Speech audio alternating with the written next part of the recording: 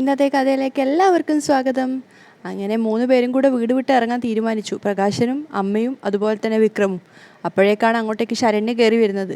അപ്പം വിക്രാണെങ്കിലും പ്രകാശനാണെങ്കിലും ഒക്കെ ദേഷ്യത്തിലും സങ്കടത്തിലും എന്താ ചെയ്യേണ്ടതെന്ന് പറ്റാത്തൊരവസ്ഥയിലാണുള്ളത്. അപ്പോൾ ശരണ്യ കയറി വന്നിട്ട് 3 പേരോടായിട്ട് ചോദിക്കുകയാണ്, എങ്ങോട്ട് പോവുക 3 പേരും? അപ്പോൾ വിക്രം ദേഷ്യത്തോട് പറയാണ്, ഞങ്ങളിനി ഇവിടെ താമസിക്കുന്ന പ്രശ്നമില്ല. എന്തായാലും കേസും വഴക്കും ഒക്കെ നടക്കുക, അതുകൊണ്ട് ഞങ്ങളെ പോലീസ് അറസ്റ്റ് ചെയ്യുമോ എന്നുള്ള പേടിയും ഇല്ല. ശരണ്യ വെറുപ്പോടു കൂടിയാണ് വിക്രത്തെ നോക്കിക്കൊണ്ടിരിക്കുന്നത്. അതിനുശേഷം ശരണ്യ പറയുന്നുണ്ട്, നീ ജയിലിനകത്ത് പോകാതെ പുറത്ത് താമസിച്ചാ പിന്നാലെ ഞാനും ഉണ്ടാവും. എൻ്റെ മനോജേട്ടൻ്റെ ആ തളർന്ന ശരീരം ഉണ്ടല്ലോ, അത് കാണുമ്പോഴൊക്കെ നിന്നെ ഇഞ്ചിഞ്ചായി കൊല്ലാനുള്ള ദേഷ്യമാണ് എനിക്കുള്ളത്. അതുകൊണ്ട് കോടതി കൂടുമ്പോൾ ജയിലാണ് നിന്നെ കാത്തിരിക്കുന്നത്. അതിന് മറുപടി ഒന്നും പറയാൻ പറ്റാത്ത അവസ്ഥയിലാണ് പ്രകാശനടക്കം കേട്ട് നിൽക്കുന്നത്. കാരണം വിക്രം തെറ്റ് ചെയ്തു എന്നുള്ളത് പ്രകാശിന് ബോധ്യമായതാണ്. വിക്രം ദേഷ്യത്തോടു കൂടിയാണ് ശരണ്യെ നോക്കുന്നത്. അപ്പം ശരണ്യ പറയുന്നുണ്ട്, അല്ലെങ്കിൽ അതിനേക്കാളും വേദനിക്കേണ്ടി വരും നിനക്ക്. പക്ഷെ അമ്മമ്മയ്ക്ക് മാത്രം കാര്യങ്ങളൊന്നും അറിഞ്ഞിട്ടുണ്ടായിരുന്നില്ല. അതുകൊണ്ട് അവർ സംശയത്തോടെ ശരണ്യോട് വീണ്ടും ചോദിക്കുകയാണ്, അല്ല ഇവനെ അല്ലേ കല്യാണി തല്ലിയത്, പിന്നെ ഇവനെന്തിനാ ജയിലിനകത്ത് കിടക്കുന്നത്? അപ്പം ശരണ്യ പറയാ, എന്തിനാണെന്നൊക്കെ ഇവനറിയാം. ഇപ്പം ഇങ്ങേർക്കും പ്രകാശനൊക്കെ ചൂണ്ടിക്കൊണ്ട് പറയാണ്. അതിനൊന്നും മറുപടി പറയാനില്ലാത്തതുകൊണ്ട് തന്നെ പ്രകാശനൊന്നും തിരിച്ചു പറയുന്നുണ്ടായിരുന്നില്ല. അപ്പോൾ ശരണ്യ വീണ്ടും ചോദിക്കുകയാണ്, അല്ല 3 കൂടെ എങ്ങോട്ടാ? അപ്പോൾ പ്രകാശൻ പറയുന്നുണ്ട്, ഞങ്ങൾ എങ്ങോട്ടാ പോകുന്നതെന്നുള്ളത് നീ അറിയേണ്ട കാര്യമില്ല. പക്ഷെ ഒരു കാര്യം ഉറപ്പിച്ചോ, എന്തായാലും ഇനി ഇങ്ങോട്ടില്ല. എന്നിട്ട് അമ്മയെ മകനെ വിളിച്ചുകൊണ്ട് പ്രകാശൻ അവിടെ നിന്ന് ഇറങ്ങുകയാണ്. മുറ്റത്തെത്തിയ സമയത്ത് അമ്മമ്മ പ്രകാശനോട് ചോദിക്കുന്നുണ്ട്, എടാ ഈ വയസ്സാം കാലത്ത് ഈ പൊരി വെയിലത്ത് എന്നെയും കൊണ്ട് എങ്ങോട്ടാടാ പോകുന്നത്? അപ്പോൾ പ്രകാശൻ വിക്രത്തിനോടുള്ള ദേഷ്യത്തോട് അമ്മയോട് പറയുന്നുണ്ട്, ഉഷ്ണതരം കൊണ്ടെന്നല്ലേ പറയുന്നത്, ഉഷ്ണതരം കയറ്റി മരിക്കാം എല്ലാവർക്കും കൂടെ, വാ എന്ന് പറഞ്ഞ് ദേഷ്യത്തോടു കൂടിയാണ് 2 പേരെയും വലിച്ചുകൊണ്ട് അവിടുന്ന് പോകുന്നത്. അപ്പോഴും അമ്മൂമ്മ ഇങ്ങനെ പരിഭവം പറയാണ്, അയ്യോ എനിക്കൊന്നും അറിഞ്ഞൂടേ എന്നൊക്കെ ഇങ്ങനെ പരിതാപകരമായിട്ട് പറഞ്ഞിട്ടാണ് അവർ പോകുന്നത്. അതേസമയം ശരണ്യാണെങ്കിൽ ഉള്ളു പൊടിയുന്ന വേദനയിലാണ് അകത്ത് നിൽക്കുന്നത്. രതീഷ് പ്രകാശനെ അമ്മൂമ്മയും വിക്രത്തിനെയൊക്കെ കാത്തു നിൽക്കുകയാണ്. അവരെ വഴിയിൽ വെച്ച് കണ്ടപ്പോൾ തന്നെ രതീഷ് വേഗം അവർക്ക് അടുത്തേക്ക് വന്നിട്ട് പറയുന്നുണ്ട്, വിളിച്ചപ്പോൾ തന്നെ എനിക്ക് മനസ്സിലായി അങ്ങോട്ടേക്ക് വരാനുള്ള പ്ലാനാണെന്ന്, അതുകൊണ്ടാണ് വഴിയിൽ വെച്ച് കാണാമെന്ന് പറഞ്ഞത്. അപ്പം അമ്മൂമ്മ സങ്കടത്തോടെ പറയുന്നുണ്ട്, എടാ രതീഷേ മോനെ, വേറെ ഒരു മാർഗവും ഇല്ലടാ, വേറെ എങ്ങോട്ടും പോകാൻ ഒരു ഇടയില്ല. അവർ സങ്കടത്തോടെ പറയാണ്. അപ്പോൾ രതീഷ് എവിടെയും തൊടാത്ത രീതിയിൽ സംസാരിക്കുകയാണ്, കണ്ട ക്രിമിനലിനൊക്കെ ഞാനെങ്ങനെയാണ് വീട്ടിൽ വിളിച്ച് കയറ്റുന്നത്? വിക്രത്തെയാണ് ഉദ്ദേശിക്കുന്നത്. അതിന് മറുപടി ഒന്നും പറയാനില്ലാത്തത് കൊണ്ട് പ്രകാശനും വിക്രവും മിണ്ടാതെ നിൽക്കുകയാണ്. അപ്പോൾ രതീഷ് പറയുന്നുണ്ട്, മാത്രമല്ല ഇവൻ ചെയ്ത കാര്യങ്ങളൊക്കെ ഞാനും കേട്ടതാണല്ലോ, എല്ലാത്തിനും ഞാനും സാക്ഷിയല്ലേ. അപ്പോൾ പ്രകാശ് രതീഷിനോട് പറയുന്നുണ്ട്, എടാ കോടതിയിൽ നടന്ന കാര്യങ്ങൾ നിനക്ക് അറിഞ്ഞൂടാത്തത് കൊണ്ടാ ആ കല്യാണി എന്ന് പറയുന്നവള് ഇവനെക്കുറിച്ച് വേണ്ടാത്ത കാര്യങ്ങളൊക്കെ വിളിച്ച് പറഞ്ഞത്. ഇവ നന്നാവുന്നത് അവൾക്ക് ഇഷ്ടമല്ലല്ലോ, അതുകൊണ്ട് അവൾ പറഞ്ഞത് മുഴുവനും കള്ളങ്ങളാടാ. വീണ്ടും വിക്രത്തിനെ ന്യായീകരിച്ചുകൊണ്ട് തന്നെയാണ് പ്രകാശ് സംസാരിക്കുന്നത്. അപ്പോൾ രതീഷ് ചോദിക്കുന്നുണ്ട്, സത്യം അല്ലെങ്കിൽ പിന്നെ എല്ലാം എടുത്തുകൊണ്ട് ശരണ്യയുടെ വീട്ടിൽ നിന്ന് എന്തിനാ ഇറങ്ങിയേ? ആ കൊച്ചിൻ്റെ ഭർത്താവിനെ കണ്ടാലേ ആർക്കെങ്കിലും ഇവനോട് ക്ഷമിക്കാൻ പറ്റുമോ? മറുപടിയൊന്നും ഇല്ലാത്തത് കൊണ്ട് തന്നെ പ്രകാശൻ തലതാഴ്ത്തുകയാണ്. അച്ഛൻ്റെ ആ നിസ്സഹായാവസ്ഥ നോക്കി നിൽക്കാനേ വിക്രത്തിനും പറ്റുന്നുള്ളൂ. അപ്പോൾ അമ്മൂമ്മ പറയുന്നുണ്ട്, കല്യാണി ഇവനെ നശിപ്പിക്കാനായിട്ട് നടക്കുവോ മോനെ? അപ്പോൾ രതീഷ് ദേഷ്യത്തോടെ അവരോട് ചോദിക്കുന്നുണ്ട്, കല്യാണിയാണോ അങ്ങനെ നടക്കുന്നേ? ഇവൻ്റെ നാശത്തിന് കാരണേ ഇവൻ തന്നെയാ, പിന്നെ നിങ്ങളും. അപ്പം കൂടുതൽ വഷളാക്കണ്ടെന്ന് വിചാരിച്ചിട്ട് പ്രകാശൻ പറയുന്നുണ്ട്, ഡാ അതൊക്കെ കള, ഇപ്പോൾ കാദംബരി പ്രസവമെടുത്ത് നിൽക്കുകയല്ലേ, കുറച്ച് ദിവസം ഞങ്ങളവിടെ നിന്ന് കഴിഞ്ഞാൽ നിനക്കും അവൾക്കൊക്കെ അതൊരു ഉപകാരമാവും. അപ്പോൾ രതീഷ് പറയുന്നുണ്ട്, എൻ്റെ അമ്മായി അച്ഛാ കാദംബരിക്ക് ഇപ്പം 4-5 മാസം കഴിഞ്ഞു, അവളിനി കുറച്ച് മാസം കൂടെ കഴിഞ്ഞ ഒരമ്മയാവും. അപ്പോൾ അമ്മൂമ്മ ചോദിക്കുന്നുണ്ട്, മോനെ ഈ സമയത്താണല്ലോ എന്നെപ്പോലുള്ള അമ്മൂമ്മമാരുടെ സഹായം വേണ്ടത്. അപ്പോൾ രതീഷ് പരിഹാസത്തോടെ പറയാണ്, അയ്യോ അമ്മൂമ്മ സഹായത്തിന് നിന്നാലേ എൻ്റെ ഭാര്യയ്ക്ക് സുഖപ്രസവം നടക്കത്തില്ല. എൻ്റെ ഭാര്യയ്ക്ക് ജനിക്കാൻ പോകുന്നത് പെൺകുഞ്ഞാണെങ്കിൽ അതിനെ വയറ്റി വെച്ച് തന്നെ കൊല്ലുന്നൊരു പാരമ്പര്യം ഉണ്ടായിരുന്നു അവളുടെ അച്ഛനും അമ്മൂമ്മയ്ക്കും ഒക്കെ. പിന്നെ സ്വർണ്ണോ പണോ എന്തെങ്കിലും ഷെൽഫിനകത്തുണ്ടെങ്കിൽ ആളുടെ തലക്കടിച്ചിട്ട് അതൊക്കെ എടുത്തുകൊണ്ട് പോകുന്നൊരു ശീലമുണ്ട്. ദേ ഇവന്, എൻ്റെ അളിയന്. ഒന്നിനും മറുപടി ഇല്ലാതെ തലതാഴ്ത്തി നിൽക്കുകയാണ് 3 പേരും. അപ്പോൾ രതീഷ് പറയുന്നുണ്ട്, അങ്ങനെ കുറ്റകൃത്യങ്ങൾ ചെയ്യുന്നവരെ എൻ്റെ വീട്ടിനകത്തേക്ക് കയറ്റാൻ പറ്റത്തില്ല. അവർ 3 പേരും മുഖത്തോട് മുഖം നോക്കുകയാണ്. അപ്പോൾ രതീഷ് പറയുന്നുണ്ട്, അതീ കുറച്ചുള്ള സ്നേഹമൊക്കെ മതി, ഞങ്ങളിനി എങ്ങോട്ട് പോകും മോനെ? അമ്മൂമ്മ സങ്കടത്തോടെ ചോദിക്കുകയാണ്. അപ്പോഴേക്കും വിക്രം ദേഷ്യത്തോട് അമ്മൂമ്മയോട് പറയാണ്, എങ്ങോട്ടെങ്കിലും പോവാം, വെറുതെ ഇയാളുടെ വായി കിടക്കുന്ന കേൾക്കുന്ന എന്തിനാ? അപ്പോൾ രതീഷ് ദേഷ്യത്തോടെ പറയാണ്, കണ്ടോ ഇവൻ്റെ വർത്താനം കേട്ടോ? അപ്പോൾ അമ്മൂമ്മ ദേഷ്യത്തോടെ വിക്രത്തോട് പറയുന്നുണ്ട്, ഒന്ന് ചുമ്മാതിരിക്കടാ, കാണിക്കേണ്ടതൊക്കെ കാണിച്ചിട്ട്, വേണ്ടാത്ത പണിയൊക്കെ കാണിച്ചിട്ട് എന്നൊക്കെ പറയുന്ന സമയത്ത് വിക്രത്തിനോട് ചോദിക്കുന്നുണ്ട്, പിന്നെ നമ്മൾ എങ്ങോട്ട് പോവും? നമുക്ക് തൽക്കാലം ഒരു റൂം എടുക്കാം. അപ്പോൾ രതീഷ് അറിയാം, അതാ നല്ലത്. അതിനുശേഷം രതീഷ് തന്നെ പറയുന്നുണ്ട്, കയ്യിൽ ചിലപ്പോൾ പൈസയൊന്നും കാണത്തില്ലായിരിക്കും, ദാ ഇത് വെച്ചോ എന്ന് പറഞ്ഞുകൊണ്ട് പോക്കറ്റിൽ നിന്ന് കുറച്ച് പൈസ എടുത്തിട്ട് പ്രകാശിനെ നേരെ നീട്ടുകയാണ്. അപ്പോൾ പ്രകാശൻ പുച്ഛത്തോടെ പറയുന്നുണ്ട്, എനിക്കെങ്ങും വേണ്ട നിൻ്റെ നക്കാപ്പിച്ച, ഇങ്ങ് താ മോനെ. അമ്മൂമ്മ അത് വാങ്ങിക്കുകയാണ്. കാലണയ്ക്ക് ഗതിയില്ലെങ്കിലും അച്ഛനും മോനും ഭയങ്കര അഭിമാനിയാ. അമ്മൂമ്മ അങ്ങനെ പറയുന്ന സമയത്ത് രതീഷ് ചിരിച്ചുകൊണ്ട് പറയാണ്, ആൾക്കാരുടെ തലക്കടിച്ച് മാല മോഷ്ടിക്കുന്നതും പട്ടാപ്പകല് ആൾക്കാരുടെ വീട്ടിൽ കയറി മോഷ്ടിക്കുന്നതൊക്കെ നല്ല അന്തസ്സുള്ള കാര്യമാണല്ലോ അല്ലേ? അതൊന്നും പറയാതെ പ്രകാശം കേട്ട് നിൽക്കുകയാണ്. അപ്പം വിക്രത്തിനോടായിട്ട് രതീഷ് ചോദിക്കുന്നുണ്ട്, അളിയൻ തരുന്ന പൈസ വാങ്ങുന്നത് കുറച്ചിൽ അല്ലേടാ?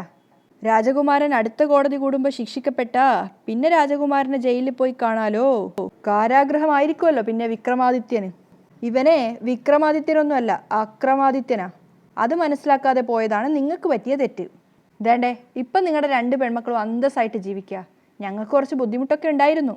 അതിപ്പം മാറിക്കിട്ടിയത് കല്യാണിയും കിരൺ സാറും സഹായിച്ചത് കൊണ്ടാണ്. എനിക്കിപ്പോൾ ജോലിയുണ്ട്, കാദംബരിക്കും ജോലിയുണ്ട്. മാസം തികയുന്നത് വരെ ജോലി ചെയ്യാനാ കല്യാണി പറഞ്ഞിരിക്കുന്നത്.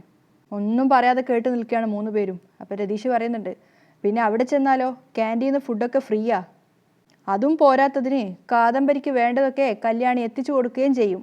അതൊക്കെ കേൾക്കുന്ന സമയത്ത് അമ്മൂമ്മക്ക് അതൊക്കെ നഷ്ടപ്പെട്ടല്ലോ എന്നൊരു സങ്കടത്തിൽ അവരെ നോക്കി നിൽക്കുകയാണ്. അപ്പം രതീഷ് പറയുന്നുണ്ട്, പിന്നെ പ്രസവ സമയത്ത് അവളുടെ അമ്മ വന്ന് നിൽക്കാമെന്നും പറഞ്ഞിട്ടുണ്ട്. അത് മതി ഞങ്ങൾക്ക്. പെൺമക്കളെ വയറ്റി വെച്ച് തന്നെ കൊല്ലുന്ന അവളുടെ അച്ഛനെ അമ്മൂമ്മയൊന്നും വേണ്ട. പിന്നെ എന്തെങ്കിലും ആവശ്യം വന്നാൽ ഇനി എന്തെങ്കിലും സഹായം വേണമെന്നുണ്ടെങ്കിൽ എന്നെ അറിയിച്ചാൽ മതി, ഞാൻ അങ്ങോട്ടേക്ക് എത്തിക്കാം. അല്ലാതെ വിശേഷമുള്ള കൊച്ചുമോളെ കാണാൻ അവളുടെ അമ്മൂമ്മ പോലും അങ്ങോട്ടൊന്ന് കയറി വരണ്ട. എന്നാൽ ശരി എന്നും പറഞ്ഞുകൊണ്ട് രതീഷ് അവിടുന്ന് പോവുകയാണ്. രതീഷ് അവിടുന്ന് പോയതിന് ശേഷം അമ്മൂമ്മ ദേഷ്യത്തോടെ വിക്രത്തിനോട് പറയുന്നുണ്ട്, കാലെണ്ണ കയ്യിലെടുക്കാനില്ല, അന്നേരം അവൻ തരുന്നത് വാങ്ങിക്കണ്ടേടാ. എടാ എവിടെയെങ്കിലും ചെന്നൊരു മുറിയെടുക്കണ്ടേ, എന്തെങ്കിലുമൊക്കെ കഴിക്കണ്ടേ? അപ്പം വിക്രം പറയുന്നുണ്ട്, അതിനൊക്കെ എൻ്റെ കയ്യിൽ കാശുണ്ട്. അപ്പം അമ്മ ചോദിക്കുകയാണ്, എവിടെയാടാ നിൻ്റെ കയ്യിൽ കാശ്? ഓ, സോണിയുടെ വീട്ടിൽ പോയി മോഷ്ടിച്ച സ്വർണത്തിൻ്റെ കാശ് നിൻ്റെ കയ്യിൽ ഇരിപ്പുണ്ടല്ലേ? എടാ അത് മുതലും പലിശ സഹിതം തിരിച്ചു കൊടുക്കണ്ടേ? അമ്മമ്മ ചോദിക്കുന്ന സമയത്ത് പ്രകാശൻ്റെ കൺട്രോൾ പോയിട്ടുണ്ടായിരുന്നത്. പ്രകാശൻ ദേഷ്യത്തോടെ ശബ്ദം ഇടുകയാണ്, നിർത്ത്. അതിനുശേഷം അമ്മയുടെ അരികിലേക്ക് വന്നിട്ട് പ്രകാശൻ ചോദിക്കുകയാണ്, മരിക്കാൻ അമ്മയ്ക്ക് പേടിയുണ്ടോ? ഇങ്ങനെ നാണം കെട്ട് ജീവിക്കുന്നതിനേക്കാളും നല്ലത് ഇവിടെ എവിടെയെങ്കിലും ചാടി ചാവുക അമ്മേ. അപ്പം അമ്മൂമ്മയെ സങ്കടത്തോടെ പറയും, ആദ്യം നീ എന്നെ കെട്ടിത്താഴ്ത്ത്, എന്നിട്ട് നീയും ചാട്. വിക്രത്തിന് നേരെ തിരിഞ്ഞുകൊണ്ട് പറയാണ്, അല്ലെങ്കിൽ വേണ്ട, ഞങ്ങളെ 2 പേരെയും നീ കുളത്തിൽ മുക്ക്.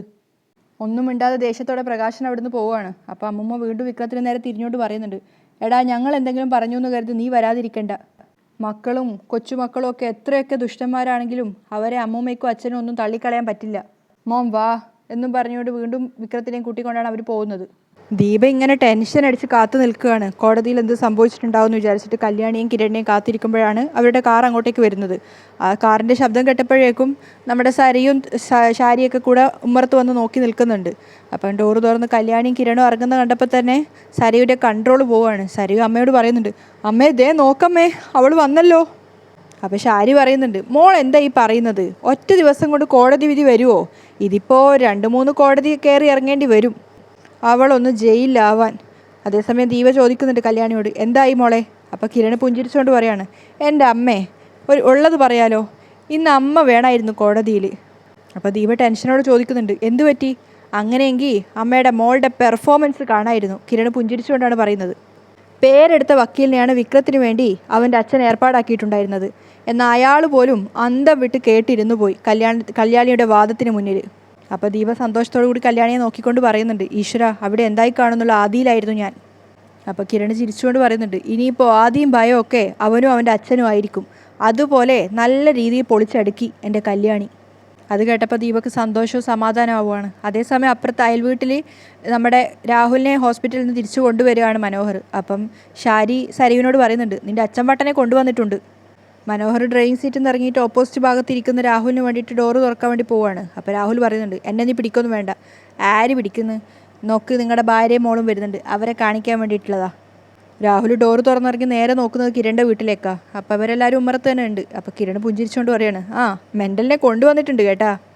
അപ്പോൾ രാഹുൽ മനസ്സിൽ ചിന്തിക്കുകയാണ്, അവനൊപ്പം നിൽക്കുന്ന അവളും എൻ്റെ മോൾക്കൊപ്പം നിൽക്കുന്ന ഇവനും രണ്ടിനെയും വെട്ടിമാറ്റിയിട്ട് എൻ്റെ മോളെയും അനന്തരവനെയും ഒരുമിപ്പിക്കണം. അപ്പോഴേക്കും ഷാരി സരിയും മുറ്റത്തിറങ്ങി വന്നിട്ടുണ്ട്. അപ്പോൾ അവർ നോക്കുമ്പോൾ അയൽ വീട്ടിൽ കിരണിനെയും കല്യാണിയൊക്കെ കാണുന്ന സമയത്ത് രാഹുലും അങ്ങോട്ടേക്കാണ് നോക്കുന്നത്. അപ്പോൾ ഷാരി വേഗം സരിവിനോട് പറയാണ്, മോളെ വേഗം ഇങ്ങനെ പിടിച്ച് അകത്തേക്ക് കയറ്റി, അയലത്തുള്ള ആ ദ്രോഹികളെ കാണുമ്പോഴാണ് ഇങ്ങേർക്ക് വട്ട് കൂടുന്നത്. അപ്പോൾ സരിയും അച്ഛനോട് പറയുന്നുണ്ട്, അതെ 14 സെക്കൻഡിൽ കൂടുതൽ നോക്കണ്ട, ഇങ്ങോട്ട് വാ. അപ്പോൾ രാഹുൽ ദേഷ്യത്തോടു കൂടി മനോഹരനെ നോക്കുന്നുണ്ട്. അപ്പോൾ സരയു അമ്മയോട് പറയാണ്, ശരിക്കും നോർമൽ ആയിട്ടില്ല, ദേ ഇപ്പോൾ കൂടെ മനുവേട്ടനെ നോക്കുക. അപ്പം മനോഹർ പറയുന്നുണ്ട്, എനിക്ക് അച്ഛനോട് ഒരു ദേഷ്യവും ഇല്ല. അച്ഛൻ ഇങ്ങനെ എന്നെ ദേഷ്യത്തോടെ നോക്കുമ്പോൾ എൻ്റെ ഉള്ളിൽ സങ്കടാ. ഞാനതൊക്കെ പുറത്തു കാണിക്കാതെ ഒരുപാട് കരയുന്നുണ്ട്. അപ്പോൾ രാഹുൽ വിചാരിക്കുകയാണ്, എൻ്റെ ഭാര്യയുടെ മോളുടെ അടുത്ത് ഇതൊക്കെ ചിലവാവൂടാ. അപ്പോൾ ഷാരി പറയാണ്, മനുമോൻ്റെ ഈ മനസ്സ് ഇത്രയും വലിയ ശരീരം ഉണ്ടായിട്ടും ഇങ്ങനെ അറിയുന്നില്ലല്ലോ മോനെ. അപ്പോൾ രാഹുൽ ദേഷ്യത്തോടെ പറയാണ്, ഞാനെല്ലാം അറിയുന്നുണ്ട്, അതൊക്കെ നിനക്കൊന്നും അറിയാതിരിക്കാനുള്ള അവസരം ദൈവം ഉണ്ടാക്കാതിരിക്കട്ടെ. എന്ന് വെച്ചാൽ ദേ എല്ലാം ഇവനറിയാം, പിന്നെ മുകളിലുള്ള ഒരാൾക്കും. അപ്പോഴേക്കും സരയും അച്ഛനെയും വിളിച്ചുകൊണ്ട് പോവുകയാണ്. ഷാരി നോക്കുന്ന സമയത്ത് കിരണും കല്യാണിയൊക്കെ ചിരിച്ചുകൊണ്ട് അവിടെ നിൽക്കുകയാണ്. അപ്പം ഷാരി ഇങ്ങനെ മനോഹരനോട് പറയുന്നുണ്ട്, ഓ അപ്പുറത്തുനിന്ന് ഓരോരുത്തർമാർ നോക്കുന്നുണ്ട്. അതിനുശേഷം ഉറക്കെ പറയാണ്, ഇതിനേക്കാൾ ഉറക്കെ ഞങ്ങൾ ചിരിക്കുവേടാ അവളെ ജയിലിലേക്ക് പോകുമ്പോൾ. നീയേ ജയിലിൽ കിടക്കുമെന്നാണ് അവരൊക്കെ ഉറച്ച് വിശ്വസിക്കുന്നത്, കിരൺ കല്യാണിയോട് പറയുന്നുണ്ട്. അപ്പോഴേക്കും ഷാരി അകത്തേക്ക് പോയപ്പോൾ മനോഹർ വേഗം തംസപ്പ് കാണിക്കുകയാണ്, ഒക്കെ പറഞ്ഞ പോലെ സെറ്റാക്കിയിട്ടുണ്ട്. അതിനുശേഷം കിരൺ അമ്മയോടും കല്യാണിയോടായിട്ട് പറയുകയാണ്, ഈ ബകാസുരനെ 1-2 പ്രാവശ്യം കൊണ്ടുപോയി ശരിക്കും അയാൾക്ക് ഷോക്ക് കൊടുക്കുമ്പോൾ അയാൾക്ക് ശരിക്കും വട്ടായിക്കോളും. ചിരിച്ചുകൊണ്ട് കേട്ട് നിന്നതിന് ശേഷം ദീപ പറയുന്നുണ്ട്, എല്ലാ ഭക്ഷണം ഉണ്ടാക്കിയിട്ട് വാ മക്കളെ കഴിക്കാമെന്ന് പറഞ്ഞിട്ട് അവരകത്തേക്ക് കൂട്ടിക്കൊണ്ടു പോവാണ്. അതേസമയം പ്രകാശനും വിക്രവും അമ്മയും കൂടെ ഒരു ഹോട്ടലിൽ മുറിയെടുത്തിട്ടാണുള്ളത്. അവിടെ വെച്ച് സങ്കടത്തോടെ അമ്മൂമ്മ വിക്രത്തിനോട് പറയുന്നുണ്ട്, എടാ നിന്നെ എങ്ങനെയൊക്കെ വളർത്തിയതാ, പഠിപ്പിച്ചതാ, എന്നിട്ടും നീ തിരഞ്ഞെടുത്ത ജോലി മോശമല്ലേടാ? അവർ സങ്കടത്തോടെയാണ് ചോദിക്കുന്നത്. അപ്പം പ്രകാശൻ നെഞ്ചുപൊട്ടുന്ന സങ്കടത്തോടെ പറയാണ്, വെറും മോഷണമാണോ അമ്മേ? മോഷ്ടിക്കുന്നതിനിടയിൽ ആൾക്കാരെ തലക്കടിച്ച് കൊല്ലുക, ഒരു കൊലപാതകിയാണിവൻ, അറിയോ അമ്മയ്ക്ക്? അപ്പം വിക്രം തലതാഴ്ത്തിയിരിക്കുകയാണ്. അപ്പം അമ്മൂമ്മ സംശയത്തോടെ പ്രകാശനോട് ചോദിക്കുകയാണ്, എന്നാലും എൻ്റെ പ്രകാശ, ശരണ്യയുടെ ഭർത്താവിനോട് ഇവൻ ചെയ്ത കണ്ണിച്ചോരയില്ലാത്ത പ്രവൃത്തിക്ക് എന്തിനാ അവൾ ഇവനെ കെട്ടിയത്? അപ്പോൾ പ്രകാശൻ പറഞ്ഞു കൊടുക്കുന്നുണ്ട്, എൻ്റെ അമ്മേ, ലോകത്ത് ആരും പ്രതികാരം ചെയ്യാത്ത രീതിയാണ് അവളിപ്പോൾ പ്രതികാരം ചെയ്തുകൊണ്ടിരിക്കുന്നത്. സ്വന്തം ഭർത്താവ് ജീവിച്ചിരിക്കെ തന്നെ വേറൊരുത്തൻ്റെ കഴുത്തിൽ താലി കെട്ടുക എന്ന് പറയുമ്പോൾ തന്നെ ആൾക്കാർ മൂക്കത്ത് വിരൽ വെക്കും. അങ്ങനെയുള്ള അവൾ ഇവനെ കല്യാണം കഴിച്ചത് എന്തിനാ, പിന്തുടരുന്നത് എന്തിനാ? ഇവനെ കശാപ്പ് ചെയ്യാൻ, ഇവനെ കൊല്ലാൻ. എല്ലാം കേട്ടപ്പോഴേക്കും വിക്രത്തിന് ദേഷ്യം കയറുകയാണ്. വിക്രം പറയുന്നുണ്ട്, ശരിയാ, വിവാഹം കഴിഞ്ഞ് അന്ന് മുതൽ ഞങ്ങൾ ഭാര്യ ഭർത്താക്കന്മാരെ പോലെയല്ല ജീവിച്ചത്. പിന്നീട് നടന്നതൊക്കെ അച്ഛനും അമ്മൂമ്മയ്ക്കും നന്നായിട്ട് അറിയാവുന്ന കാര്യങ്ങളല്ലേ? അപ്പം പ്രകാശൻ പറയുന്നുണ്ട്, എടാ അവളുടെ സ്ഥാനത്ത് വേറെ ആരാണെങ്കിലും ഇതേ ചെയ്യത്തുള്ളൂ. ചിലപ്പോൾ നിന്നെ കല്യാണം കഴിച്ചു എന്ന് തന്നെ വരില്ല, പക്ഷേ കൊല്ലാതെ കൊന്നിരിക്കും. അതാണ് നീ അവളോട് ചെയ്തു കൂട്ടിയത്. ഇനിയിപ്പോൾ കോടതി വിധി എന്താവും ആർക്കറിയാം? അപ്പം അമ്മമ്മ ചോദിക്കുന്നുണ്ട്, കല്യാണം ജയിലിൽ കിടക്കുമെന്ന് പറഞ്ഞല്ലേ നീയും ഇവനും കൂടെ പോയത്? അതെ, പക്ഷേ ഇതൊക്കെ ഇങ്ങനെയാണെന്ന് ഞാൻ അറിഞ്ഞോ? പ്രകാശൻ തിരിച്ചു ചോദിക്കുകയാണ്. ഇനിയിപ്പോൾ ഇവനെ ജയിലിൽ പോയി കാണേണ്ടി വന്നാലും അത്ഭുതപ്പെടാനില്ല അമ്മേ. അപ്പം അമ്മമ്മ തിരിഞ്ഞിട്ട് വിക്രത്തിനോട് പറയാണ്, എടാ മക്കളെ, ഇതുപോലുള്ള അവസ്ഥ വന്നാൽ സാധാരണ നിന്നെപ്പോലത്തെ ചെറുപ്പക്കാർ എന്താണ് ചെയ്യുന്നതെന്ന് അറിയാമോ? ഒരു മുഴം കയറിൽ തീരുവെടാ. അവർ ഉള്ളു പൊട്ടുന്ന സങ്കടത്തോടെ പറയാണ്. നിന്നെ കൊണ്ട് അതിനും കഴിയുന്നില്ലല്ലോ, അവർ കരഞ്ഞോട് പറയാണ്. അപ്പോൾ പ്രകാശൻ പറയുന്നുണ്ട്, നിന്നെ എപ്പോഴെങ്കിലും വഴക്ക് പറയുകയോ മോശം പറയുകയോ ചെയ്യുമ്പോൾ വേണ്ട പ്രകാശ, നമ്മുടെ കുഞ്ഞ് നമ്മളെ അകന്നു പോകുമെന്ന് പറയുന്ന അമ്മൂമ്മ ഈ പറയുന്നേ. അത്രയ്ക്കും നീ ഞങ്ങളെ വേദനിപ്പിക്കുന്നുണ്ടടാ. തല ഉയർത്തിപ്പിടിച്ച് നടക്കാൻ പറ്റുമോ? മനസ്സമാധാനത്തോടെ ജീവിക്കാൻ പറ്റുമോ? എടാ, കുറച്ച് വിഷം വാങ്ങിത്തന്ന് എന്നെ എൻ്റെ അമ്മയൊന്ന് കൊന്നുതാടാ. ഇതിലും ഭേദം അതാ. പ്രകാശൻ കരഞ്ഞുകൊണ്ടാണ് പറയുന്നത്. അപ്പോൾ അമ്മൂമ്മയും പറയുന്നുണ്ട്, എന്തെങ്കിലും കഴിച്ച് മരിക്കാൻ പേടിയാടാ മക്കളെ, അതുകൊണ്ടാണ് അത് ചെയ്യാതിരിക്കുന്നത്. പിന്നെ നീ കൊല്ലുവാണെങ്കിൽ സന്തോഷത്തോടെ നിന്നു തരാം. ആ മക്കളെ അമിതമായി സ്നേഹിക്കാൻ പാടില്ലെന്നാണ് പറയുന്നത്. അവർ പറക്കമുറ്റുമ്പോൾ അവരെ കൊണ്ട് പണിയെടുപ്പിക്കാൻ വേണ്ടി വീട്ടിലുള്ള കാരണവന്മാർ അവരുടെ ശത്രുക്കളായാലും കുഴപ്പമില്ല എന്ന് പറയാറുണ്ട്. അതുകൊണ്ടാണ് പല മക്കൾക്കും അവരുടെ അച്ഛന്മാർ ശത്രുക്കളായി തോന്നുന്നത്. ഒരു പ്രായം എത്തിക്കഴിഞ്ഞാൽ പിന്നെ ചെലവിന് കൊടുക്കരുത്. അങ്ങനെ കൊടുത്തു നശിപ്പിച്ചാൽ പിന്നെ അവരിങ്ങനെ ആയി പോവടാ. അമ്മ പറയുന്നതൊക്കെ പ്രകാശം കേട്ട് നിൽക്കുകയാണ്. അതിനുശേഷം സങ്കടത്തോടെ പറയുന്നുണ്ട്, ശരി, എനിക്ക് തലയ്ക്ക് പ്രാന്തെടുത്ത് നിൽക്കുക.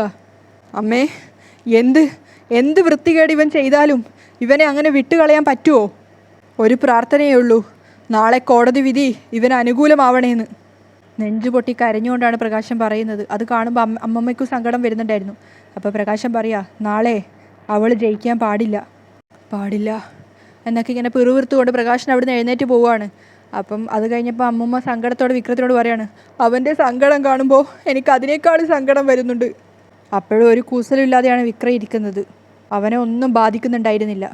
രാഹുൽ വാഷ്റൂമിൽ പോയി വന്ന സമയത്ത് സരയു അമ്മയോട് പറയുന്നുണ്ട്, അമ്മേ ചോദിക്കമ്മേ. അപ്പോൾ രാഹുൽ ഇങ്ങനെ കേട്ട് നിൽക്കുകയാണ് ഇവരെന്താ പറയാൻ പോകുന്നതെന്ന്. അപ്പോൾ അകത്തേക്ക് കയറിയിട്ട് ഷാരി ചോദിക്കുകയാണ്, ഇത്രയും നാൾ ഞങ്ങളെ പറ്റിക്കുകയായിരുന്നല്ലേ ആങ്ങളെയും പെങ്ങളും കൂടി? അപ്പോൾ രാഹുൽ അതിശയത്തോട് ചോദിക്കുകയാണ്, പറ്റിക്കുകയായിരുന്നെന്നോ? എന്തിനി? അപ്പോൾ സരയു ചോദിക്കുകയാണ്, അച്ഛനും ആൻറ്റിയും തമ്മിലുള്ള അഡ്ജസ്റ്റ്മെൻ്റ് അല്ലേ, ചന്ദ്രസേനനും ആൻറ്റിയും തമ്മിലുള്ള അടുപ്പം? അപ്പോൾ രാഹുൽ ചെറുതായിട്ടൊന്ന് ഞെട്ടുകയാണ്. എന്നിട്ട് ചോദിക്കുന്നുണ്ട്, ഇതൊക്കെ നിങ്ങളോട് ആരാ പറഞ്ഞത്? ആരെങ്കിലും ആയിക്കോട്ടെ, കേട്ടത് സത്യമാണോ? അപ്പോൾ രാഹുൽ ദേഷ്യത്തോടെ പറയുന്നുണ്ട്, ഒരു സത്യവും ഇല്ല. എന്തിനാ അച്ഛൻ ഇങ്ങനെ കള്ളം പറയുന്നത്? സരയു ചോദിക്കുകയാണ്. അച്ഛൻ്റെ നാവിൽ നിന്ന് തന്നെയാണ് ഞങ്ങൾ ആ സത്യം അറിഞ്ഞത്. അപ്പോൾ ഷാരി പറയാണ്, നിങ്ങൾ ഹോസ്പിറ്റലിൽ കിടക്കുമ്പോൾ നിങ്ങളും രൂപയും തമ്മിൽ സംസാരിക്കുന്നത് ഞാൻ റൂമിലേക്ക് കയറി വന്നപ്പോൾ കേട്ടതാണ്. അപ്പോൾ രാഹുൽ രണ്ടുപേരും തിരിഞ്ഞു നോക്കുകയാണ്. അതുകൊണ്ട് ഇനി ഒന്നും ഒളിക്കാൻ ശ്രമിക്കണ്ട, ഉള്ളതുപോലെ അങ്ങ് പറഞ്ഞാൽ മതി, ഷാരി പറയുന്നുണ്ട്. എന്തിനാ ഇങ്ങനെ ഒരു നല്ല കാര്യം ഞങ്ങളിൽ നിന്നും മറച്ചു വെച്ചത്? സരയു ചോദിക്കുകയാണ്. എനിക്ക് അസുഖമൊന്നുമില്ല, എൻ്റെ തലയ്ക്ക് ഒരു കുഴപ്പമില്ല. എന്നിട്ടും നിങ്ങൾ എന്നെ മെൻ്റൽ ഹോസ്പിറ്റലിൽ കൊണ്ടുപോയില്ലേ? മനു എന്ന് പറയുന്നവൻ പറയുന്നത് കേട്ടിട്ട് എന്നെ ഷോക്കടിപ്പിച്ചില്ലേ? അങ്ങനെയുള്ള ഭാര്യയും മകളെയും ഞാൻ എങ്ങനെ വിശ്വസിക്കും? അപ്പോൾ സരയു പറയുന്നുണ്ട്, മനുവേട്ടനെ ശത്രുവായി കണ്ടതുകൊണ്ടാണ് അച്ഛനെ ഞങ്ങൾ രോഗിയായിട്ട് കണ്ടത്. അപ്പോൾ ഷാരി പറയുന്നുണ്ട്, അത് മാത്രമാണോ?